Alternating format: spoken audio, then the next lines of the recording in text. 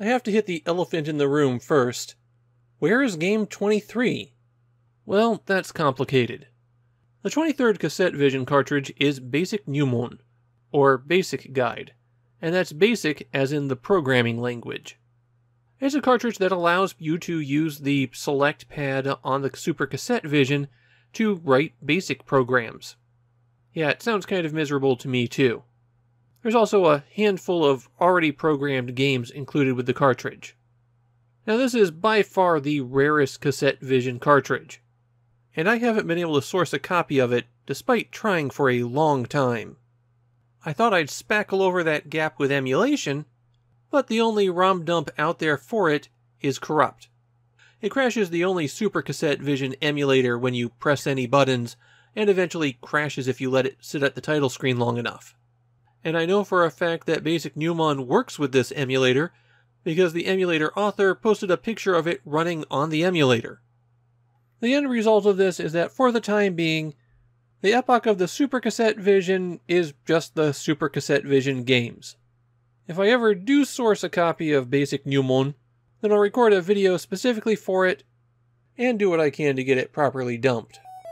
But now let's get on to the main event, Dragon Slayer, the game that is the sole reason I own a Super Cassette Vision. Dragon Slayer is arguably the most important game on the system, the one that it's worth getting the system for, if you're any kind of game history buff. And that's because Dragon Slayer is one of the key titles in the development of Japanese video games, and it's virtually unknown outside of Japan. Dragon Slayer was the first monster success from store-turned-computer game publisher Falcom. That alone would make Dragon Slayer historically significant. But the original game coming out in 1984 was hugely influential all over games.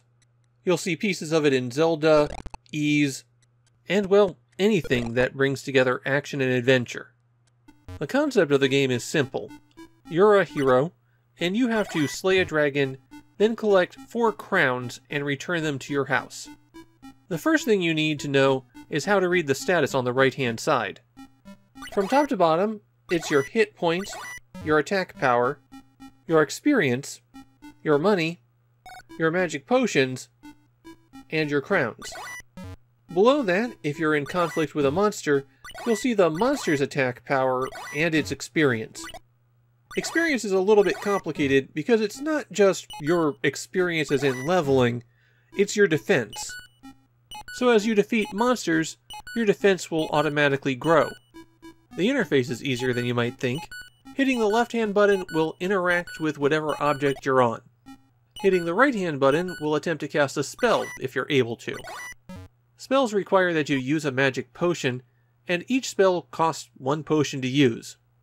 Although a couple of the later ones will give you a potion back after you've done that. Spells unlock with experience, so it'll take you a while to earn any of those. Saving is a magic spell, and Dragon Slayer is one of the Cassette Vision cartridges that is extra large, so you can put a pair of batteries in it.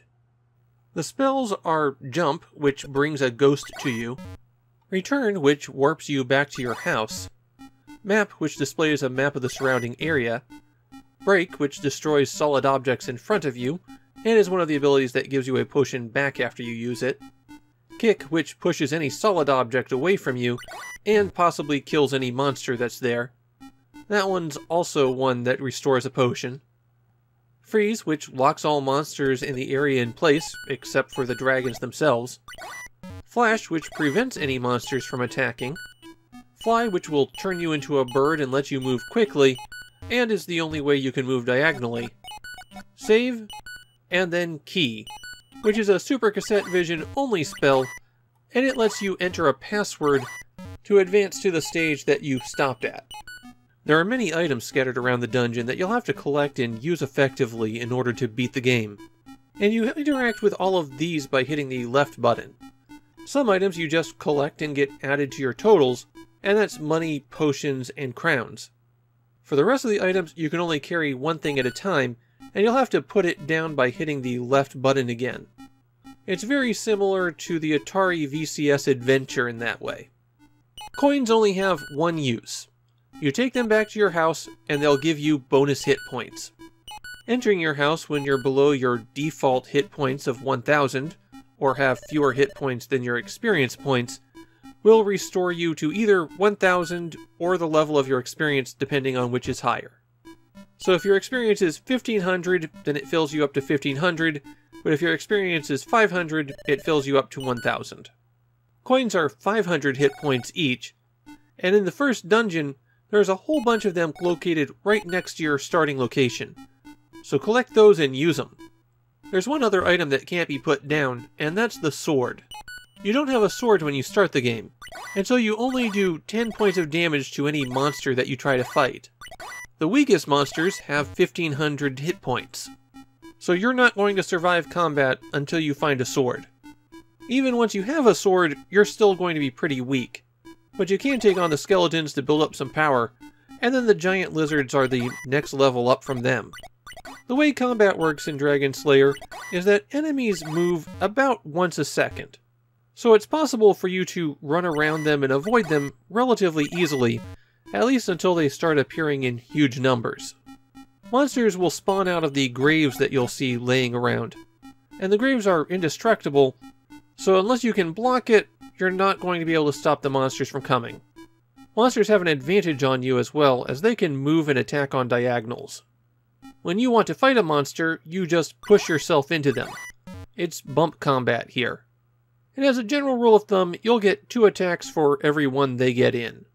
A good early strategy is to fight around your house, because if you can retreat to that square, you'll get your health refilled. If you want to build up your strength further, then you have to collect power stones, and these are items that you have to carry.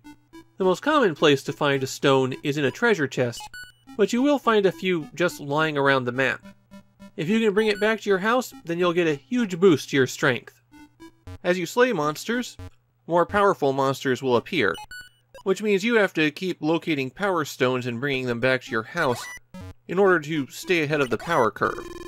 You can't just avoid all of the monsters, because then you won't have the defense you need to survive an encounter with the dragon. A lot of the challenge in Dragon Slayer is keeping that ball rolling, balancing your growth against what's necessary at that moment. There are also some classes of monsters that have abilities beyond just doing damage. Many of these come down to attacking the other numbers on your status. When you're fighting a monster that can drain your attack or your experience, the best option you have is overwhelming force, so you don't have to touch them much longer.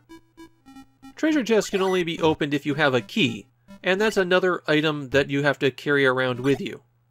Chests can contain just about anything. Coins and stones are the most common thing you'll pull out of them, but they could also have any of the other common items that you pick up, or they might contain death. And I mean the personification of death, not a game over. Death follows you around, and you can't cast spells if he's within 1 square of you, so you'll have to use some maneuvering with the terrain to get away from him. The cross or your house are very useful for this.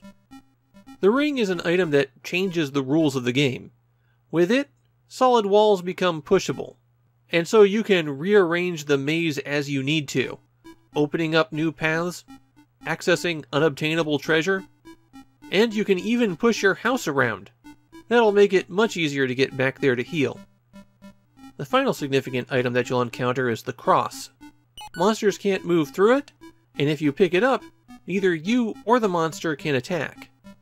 Very useful when you're exploring the dungeon, but you have to be careful not to get trapped among the monsters in narrow spaces. There's one more maze feature that you'll encounter, and it's not something you can carry around. It's warp points that connect 2 locations in the maze. These are just doors that you can step back and forth through. There's one special monster that's running around the maze. You can't kill the ghosts, though you might wish that you could. The ghosts are similar to the bat in the Atari VCS adventure. They'll pick up an object somewhere in the dungeon, then carry it off and exchange it for another one. And they can exchange everything. They could snatch that item that you were approaching away and drop a monster in your face.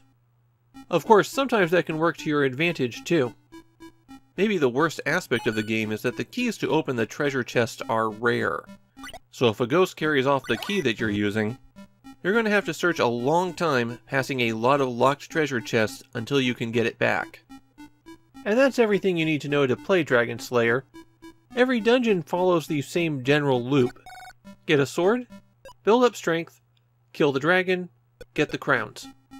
It's a simple gameplay loop, but it's kind of addicting. You'll have to come up with some clever approaches to deal with monsters and get powered up. The Super Cassette Vision version of Dragon Slayer was the only contemporary port of Dragon Slayer when the game was still new and hot. But there were a couple of other accessible ports, one to the Game Boy, and one to the Sega Saturn, which overhauls all the graphics.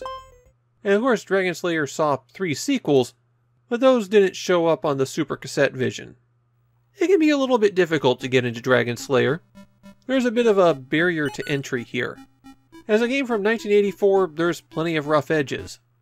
But the concept is solid, and I enjoy playing it. It's a high-speed dungeon where you can save your progress and then do another small dungeon. There's a reason why people remember this one.